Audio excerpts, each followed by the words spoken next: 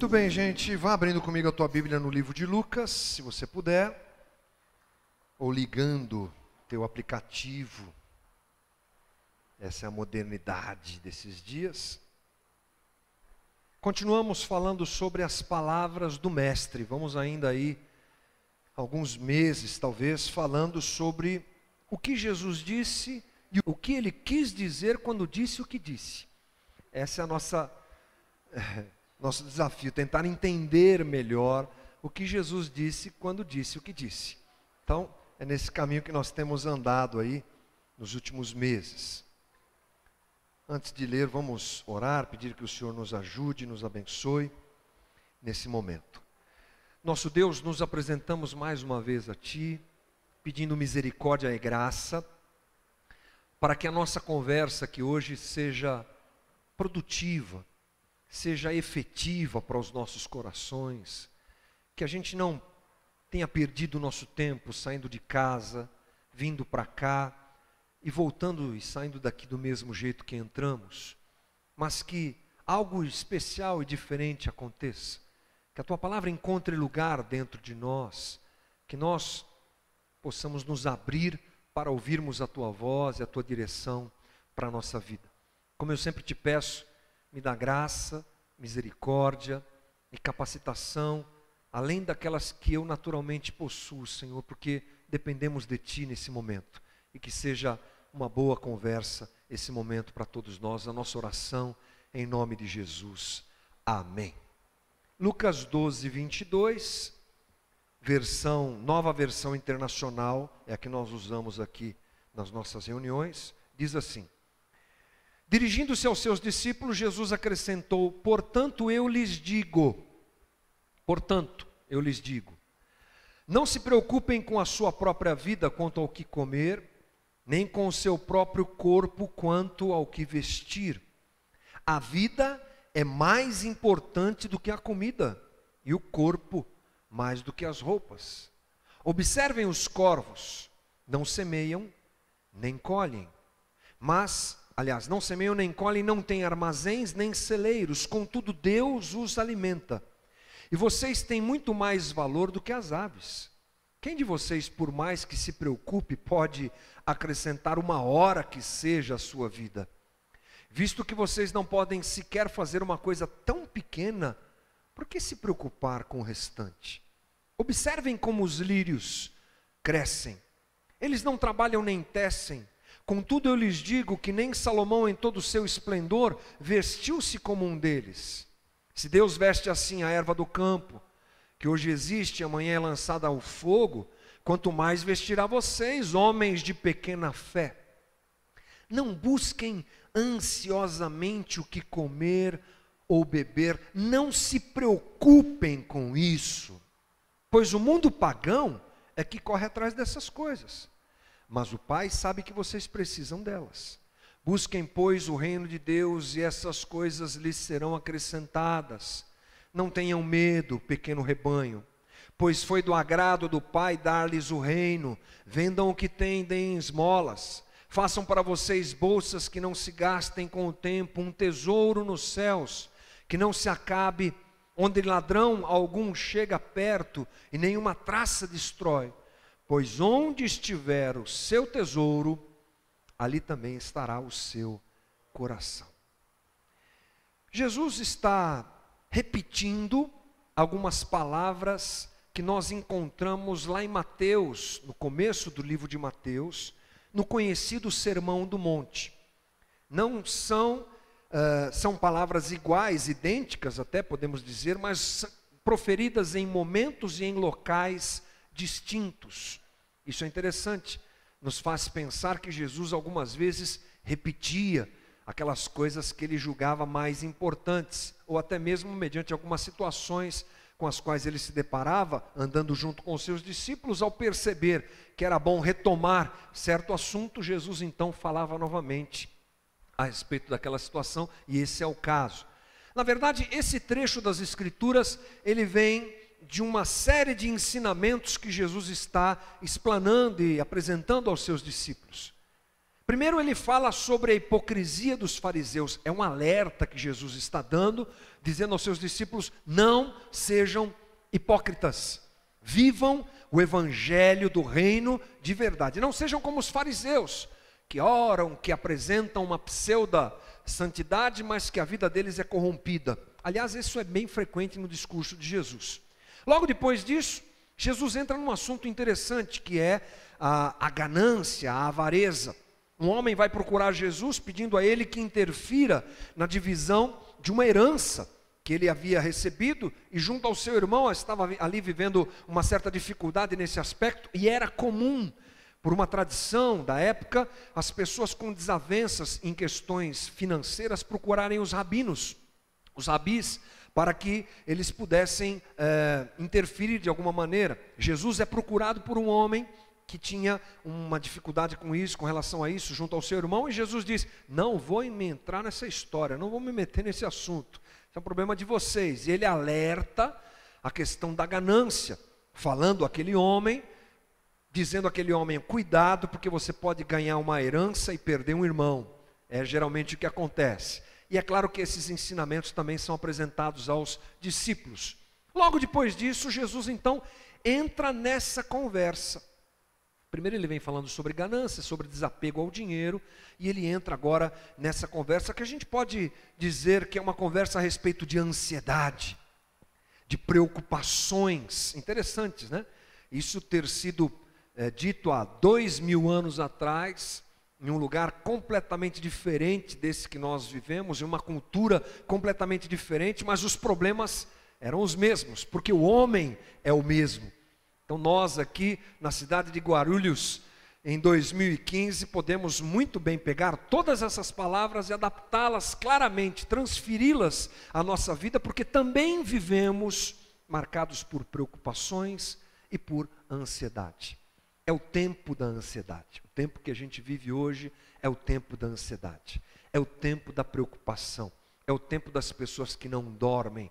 É o tempo dos remédios para baixar um pouco a ansiedade das pessoas.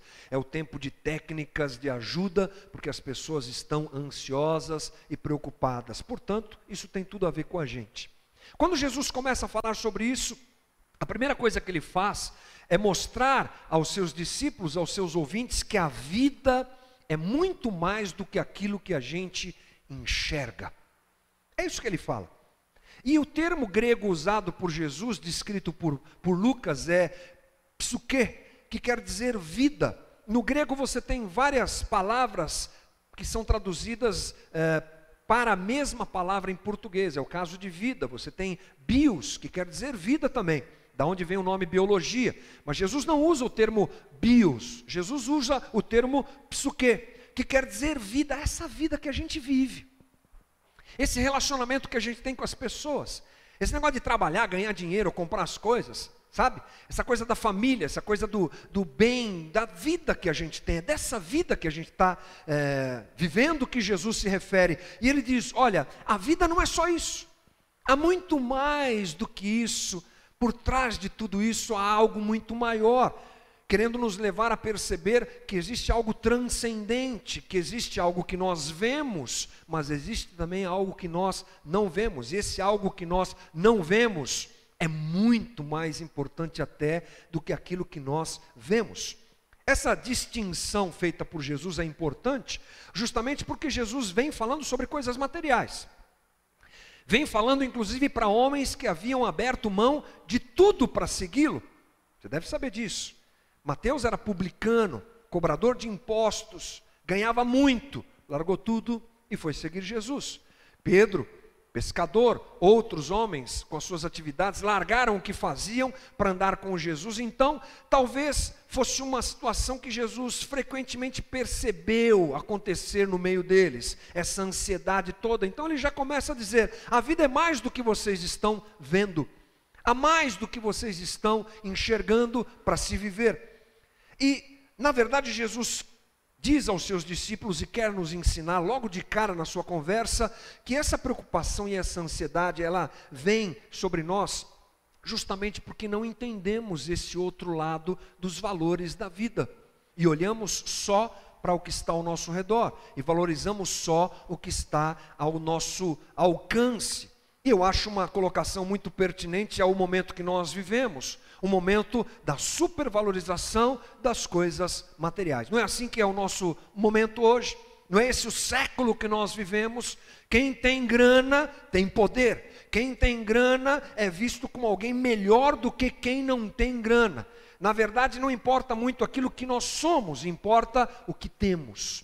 Na balança, na escala de valores da sociedade que nós vivemos, o que importa é ter. Portanto, sofremos do mesmo mal que aqueles homens sofriam, porque muitas vezes olhamos para nós e temos a falta de coisas materiais ao nosso alcance, às vezes bombardeados pela mídia que nos tanto incomoda e tanto nos atinge. A gente começa muitas vezes a ter ansiedade por querermos ter coisas que nós nem precisamos ter.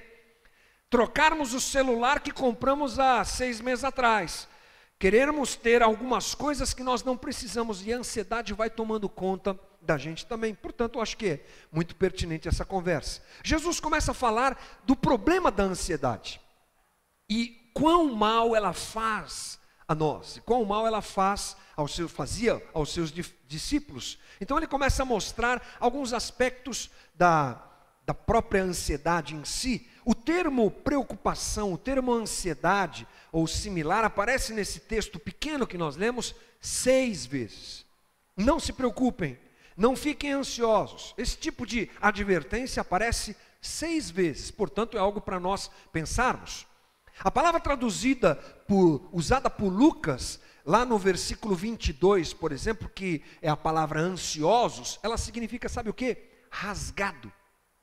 Não fique rasgado, meu irmão, porque você não tem ou porque você tem. Isso nos mostra o quanto Jesus estava preocupado com isso, querendo alertar seus discípulos a isso. E mais, no versículo 29 ele usa um termo que é traduzido por inquietações ou preocupações, que é um termo que quer dizer, não fique mantido em suspense, ou não fique oscilando entre esperança e medo. Acho muito interessante essa análise das palavras usadas por Jesus, porque elas nos mostram alguma coisa que é uma grande realidade. Nós muitas vezes ficamos assim. A ansiedade nos leva para esse caminho, rasgados, ansiosos. Um dia estamos seguros, Deus está comigo. Está tudo certo, está tudo dando certo, os negócios estão indo bem, as coisas estão indo bem, as contas estão pagas, o casamento está ótimo, a família está bem e tudo mais. Estamos nas nuvens, mais perto de Deus parece, ali, pertinho do Senhor. Mas quando os problemas começam a chegar, e creio que nós podemos ampliar essa conversa não só para questões de cunho material, mas para outras coisas também. O que acontece conosco é que somos tomados por essa ansiedade. E aí nós ficamos assim, um dia lá em cima e outro dia lá embaixo. Onde Deus está? O que é que está acontecendo? Eu estou indo na igreja, eu estou fazendo tudo o que eu posso, eu estou fazendo a campanha que eu tenho que fazer, eu estou fazendo isso, estou fazendo aquilo, eu estou me esforçando, e é uma coisa assim que a gente fica como um barco à deriva. Aliás, esse é também um outro significado dos termos usados por Lucas. Um barco à deriva, jogado de um lado pelo outro ao outro por uma tempestade.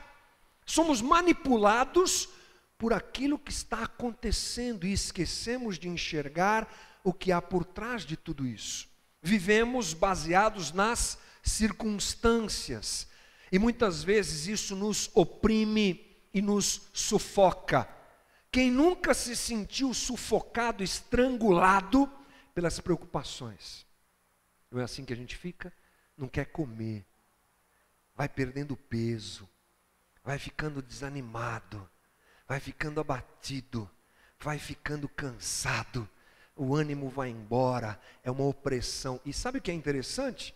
Que na língua inglesa, o termo preocupação é derivado de uma palavra antiga, anglo-saxônica, que quer dizer, sabe o quê? Estrangular. A preocupação nos estrangula, assim, aperta a gente fica sem saber o que fazer. É isso que Jesus está querendo mostrar aos seus discípulos, que essa coisa toda de preocupação é algo que nós precisamos aprender a lidar com isso, porque faz um mal incrível para nós, faz um mal maior do que nós imaginamos, é o alerta de Jesus. E ele vai para um caminho interessante, porque ele diz assim: me diz uma coisa, o que é essa preocupação, o que é essa ansiedade acrescenta na tua vida? Me fala alguma coisa. Alguém fica mais alto porque se preocupa? Jesus usa esse exemplo, eu acho muito legal. Alguém aqui ganhou um pouco mais de altura porque ficou preocupado? Então, não muda nada. A gente fica criando bicho onde não existe. Será que ele vai me tratar bem? Como é que vai ser essa conversa que eu vou ter amanhã? Esse negócio que eu tenho que fechar durante essa semana, como é que vai ser? E a gente fica ensaiando os diálogos. Não, eu vou dizer isso, mas se ele disser isso, eu vou dizer aquilo.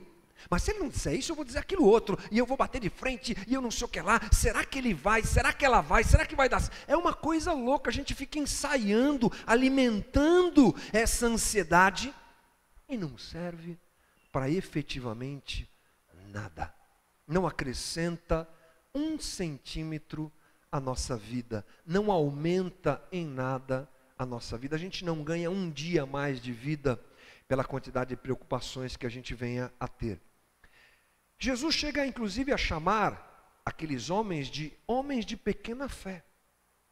Essa é a qualificação que Jesus dá a quem é envolvido nessa situação e se deixa levar por ela. Homens de pequena fé. Talvez a gente se encaixe muito bem nessa situação em alguns momentos da nossa vida. Interessante perceber também que Jesus não quer que nós vivamos a vida de qualquer jeito. Entendeu? Jesus não quer também dar um aval ao descaso. Não, irmão, vive aí. Vambora. Vida leva eu, tá, aquela coisa, vambora. Não é por esse caminho que Jesus também quer nos levar. Jesus nos recomenda uma preocupação fundamentada nos cuidados de Deus. É diferente. Aliás, as responsabilidades que temos em nossas vidas, elas estão aí para nós cumprirmos, para nós fazermos. Tem que trabalhar mesmo, gente, não tem jeito, né? Tem que trabalhar, tem que se empenhar, tem que estudar, tem que melhorar a sua condição dentro do mercado de trabalho, isso é natural. Aliás, a Bíblia nos alerta sobre isso. Olha o que Paulo fala lá em 2 Tessalonicenses 3,10. Quando ainda estávamos com vocês, nós lhes ordenamos isso: se alguém não quiser trabalhar, também não coma. Então não é por aí. A Bíblia me recomenda, e Jesus também, que nós precisamos cuidar dos aspectos da nossa vida, sejam eles quais forem, mas que seja de uma forma madura e não desesperada como essa que Jesus nos apresenta. Jesus então quer nos ensinar que nós precisamos nos opor à ansiedade, aprendendo a descansar. Penso que esse texto e essa conversa dele nos leva a isso. Ele dá 2 ordenanças aos seus discípulos. 2 ações são ditas por Jesus. A primeira delas é observar. Observem. Não é isso que Jesus diz? Observem. E a segunda é busquem. A primeira delas é observe. Isso está no versículo 24, no versículo 27. Observem os corvos. Observem os lírios do campo. A palavra grega usada por Lucas aqui é uma palavra que quer dizer perceber, notar, observar, considerar atenciosamente e mais, entender. Não é só aquela observação de rabo de olho assim, não. É observar, é prestar atenção. Olhem para os corvos, olhem para os lírios. Qual é a intenção de Jesus aqui? Creio que Jesus, a primeira coisa que ele quer nos ensinar aqui é para nós percebermos como a criação tem o cuidado de Deus. Não se esqueça disso. As coisas no nosso planeta funcionam adequadamente, até nós colocarmos a mão lá. Se a gente não colocar a mão, o mundo funciona naturalmente e muito bem, por sinal. Jesus usa o exemplo das aves, que não têm armazém, que não plantam, que só colhem, só vivem aí colhendo, e elas estão bem, tranquilas, Deus as supre, Deus as sustenta. E ele diz: vocês valem mais do que as aves. Se o sustento de Deus e o cuidado de Deus está sobre elas, vai estar sobre vocês também. O segundo exemplo que Jesus dá é do lírios do campo. Era uma planta muito presente lá na Palestina, que tinha uma coloração vermelha, e ela, em certas épocas do ano, cobre os campos que ficam avermelhados, e é muito bonito, é uma visão muito bonita, segundo os estudiosos que a gente tem esse registro, uma visão realmente maravilhosa. E Jesus diz: olhe para esses lírios, eles não fazem a roupa que eles usam, mas eles se vestem melhor do que Salomão. Grande rei Salomão, com todo o seu poder e toda a sua glória, não consegue se vestir como essas plantas. E olha, sabe qual é o fim delas? Elas vão virar lenha. Na Palestina, a dificuldade para se obter madeira era muito grande. Então, qualquer tipo de planta morta, vamos dizer assim, que virasse, secasse, era usada nas fogueiras e nas casas. Jesus está dizendo: se essas plantas aí, elas vão virar fogo, vão ser queimadas, olha a grandiosidade e a beleza delas, Deus cuida delas. Creio que essa é uma coisa que a gente pouco pensa, como as coisas no nosso universo funcionam bem, como o homem tem que ficar tentando explicar como as coisas funcionam tranquilamente e bem, porque Deus cuida da criação, Deus tem a sua mão estendida sobre nós. As suas misericórdias, meu querido irmão, se renovaram hoje pela manhã sobre nós. E a boa notícia é que amanhã, segunda-feira, elas vão se renovar novamente. E terça-feira vão se renovar novamente. O cuidado de Deus está sobre a gente, irmão. Não deixe teu coração ser roubado nesse aspecto. E a outra coisa que eu creio ser importante: observe a tua vida. Observe e aprenda com a tua própria vida. Falei aqui hoje de manhã, se nós tivéssemos alguns minutos para entrevistarmos as pessoas aqui, todo mundo tem uma história que pode comprovar o cuidado de Deus na sua vida. Pode ter acontecido inclusive ontem, hoje. Aliás, com certeza aconteceu, porque Deus cuida da gente toda hora. Mas eu me refiro àquelas coisas que marcam a vida da gente, sabe? Aqueles enroscos que você estava vivendo, aquela situação difícil, como dizem alguns amigos, sinuca de bico, sabe como é que é? Você não sabe para onde vai, daqui a pouco foi.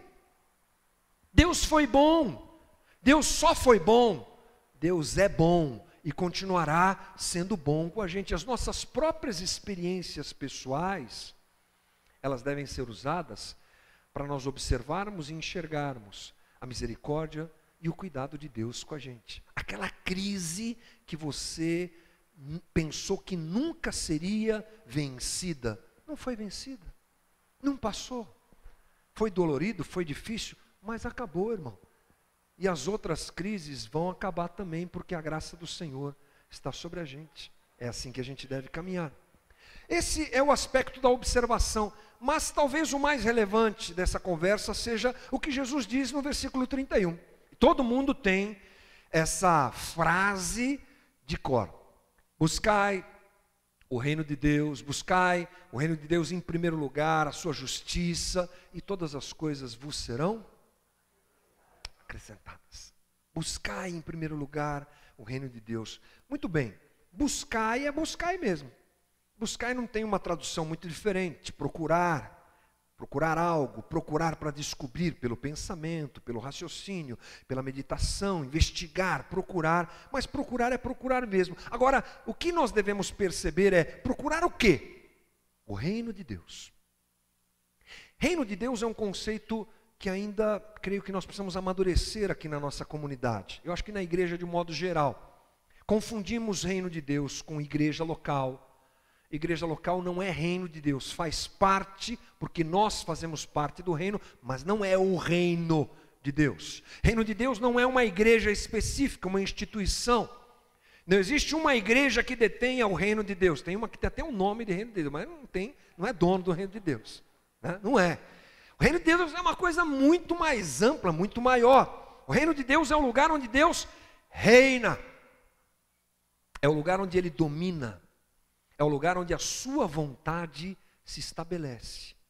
Porque Ele é o rei e nós somos seus servos. Então o reino de Deus pode estar aqui na comunidade? Sim, desde que Deus reine aqui. Mas Ele pode também não estar. Ou seja, pode existir igreja, uma igreja onde Deus não reina. Pode. Se a vontade dele não está presente, não é uma placa, não é uma situação, não é um ajuntamento de gente, não é uma música, não é nada, é a manifestação da vontade dele. Então, Jesus nos diz, busque o lugar, a condição onde Deus reina. Aqui, na minha casa, no meu trabalho, aonde eu for, o que eu fizer, eu preciso buscar o lugar onde Deus reina, o lugar onde Ele domina e faz acontecer as coisas.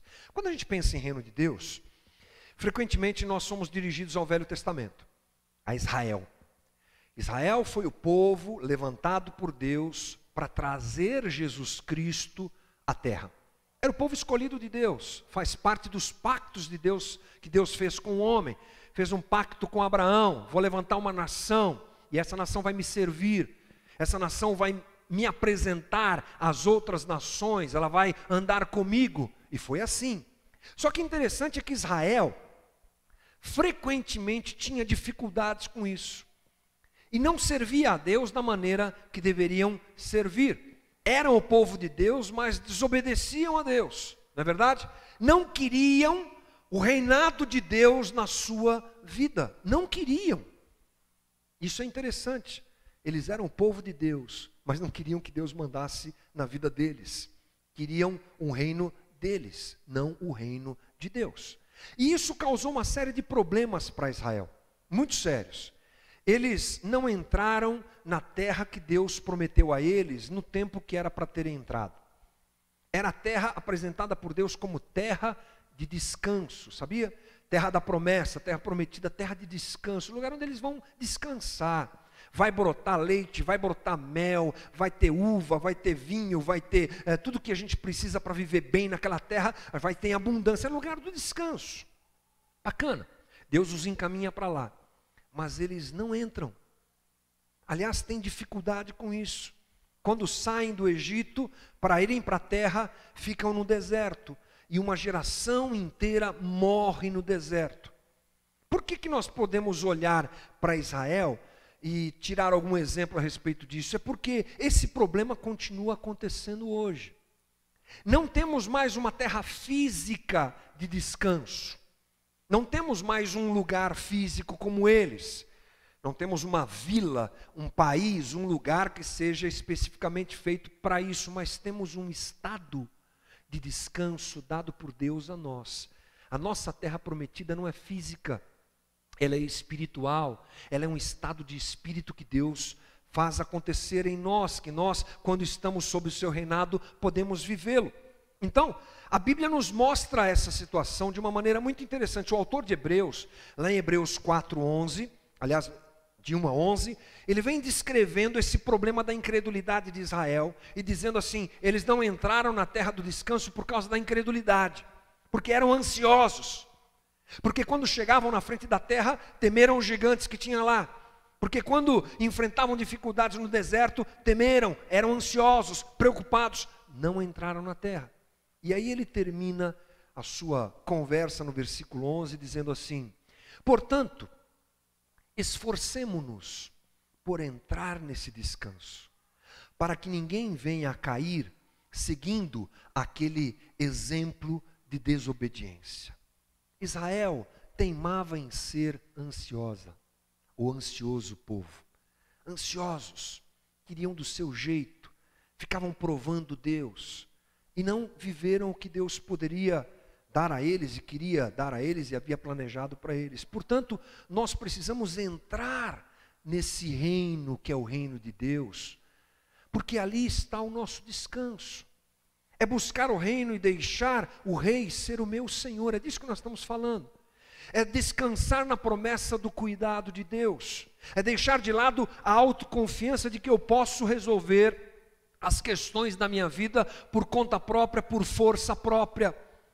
é me render ao cuidado genuíno e efetivo de Deus na minha vida, é entregar e ser amparado, é viver por Ele e para Ele, deixando que Ele cuide da minha vida. Isso é graça. A diferença de graça para religião, ela se apresenta assim. Religião eu quero fazer para merecer. Graça eu recebo justamente por não merecer, e isso não tem explicação.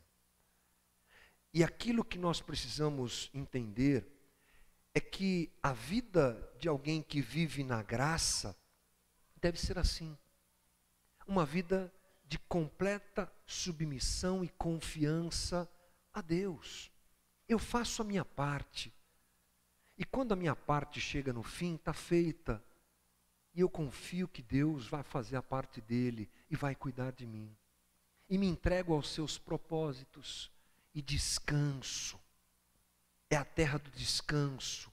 É esse relacionamento que nos coloca à margem dessa loucura que a gente vive hoje, desse estresse maluco que a gente vive hoje. É uma coisa interessante, as pessoas que ficam mais zen, mais tranquilas, parece que estão fora de moda. Já percebeu? A sociedade nos oprime. Como assim você não está preocupado? Como assim? Você está com essa cara de que está tudo bem. Ó, o circo pegando fogo e você está tranquilo, tua casa despencando, cheque voltando, cartão sem pagar e você está assim. Louvado seja Deus. O que é isso? Essa é a diferença. Que Deus deseja e nos dá o privilégio de vivê-la. Portanto, há uma coisa interessante para a gente conversar, e aliás, terminarmos a nossa conversa. Esse é uma direção dada por Jesus aos seus discípulos. E o discípulo, ele se rende ao Senhor. E ele entrega as suas questões ao Senhor e diz assim: toma conta. Porque não tem ninguém melhor para tomar conta desse estresse do que o Senhor. Vou acordar amanhã sabendo que as misericórdias se renovaram e de que Ele cuida de mim. Efetivamente, Deus cuida de mim. Quem é discípulo, quem diz ser discípulo, mas não quer seguir esse caminho, vai continuar lutando com as suas próprias forças, vai continuar se machucando, vai continuar se estressando, vai continuar perdendo a oportunidade, a chance de entrar no descanso. Jesus faz uma distinção tão grande nesse aspecto, que no versículo 29, ele deixa claro que a maneira de viver de um discípulo deve ser diferente da maneira de viver de um pagão, de alguém que não conhece Deus. Esse sim, se preocupa com essas coisas loucas, mas o discípulo descansa. O convite que o Senhor faz para nós hoje, irmãos, sem dúvida nenhuma, é o convite ao descanso. Vamos descansar nas mãos do Senhor. Eu não sei como é que você começa esse ano de 2016. Se com muitas dificuldades, com poucas dificuldades, todos nós com algumas dificuldades, com certeza. Eu não sei se você começa o ano já pensando em procurar um psicólogo, de tamanha pressão que você tem vivido. Não sei se você está procurando o gerente do banco amanhã para tentar resolver suas questões, ou seja lá o que for. Mas, com certeza, esse é um convite que deve ser muito bem-vindo a todos nós. O convite para a gente descansar no Senhor, porque Ele vai cuidar da gente. A mão dEle está sobre nós, irmão. O seu tempo de não dormir, o seu tempo de ficar ansioso, roendo as unhas, precisa acabar. Se eu sou discípulo, eu descanso. Se eu sou discípulo, eu entrego. Se eu sou servo, eu deixo Ele reinar e tomar a minha vida e cuidar dos detalhes. Farei o que eu posso, mas o demais eu confio que Ele fará e será de bom tamanho, porque a vontade do Senhor é boa, perfeita e agradável. Vamos descansar, gente? É hora de descansar. Quero convidar você a fechar os teus olhos um pouquinho.